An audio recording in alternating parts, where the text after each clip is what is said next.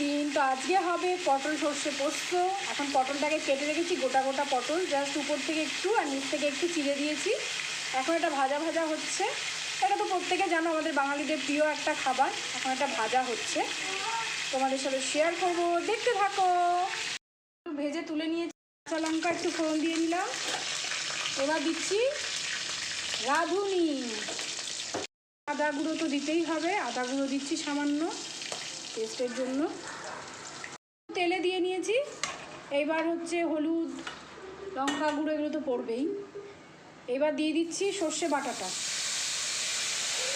এবার নাড়াচাড়া করবো, দিয়ে দিয়েছি, নাড়াচাড়া করবো। আর এটাও কিন্তু ফুটতে থাকবে।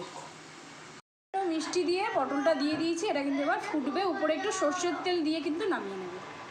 সর্ষের তেল দিচ্ছি, দেখো কাচ্চি ঘানি একদম সর্ষের তেল, দারুণ গন্ধ। এবার কিন্তু একটু ফুটলে নামিয়ে নেবো। একটু গাঢ় হয়ে গেছে, এবার কিন্তু আমি নামিয়ে নিয়েছি।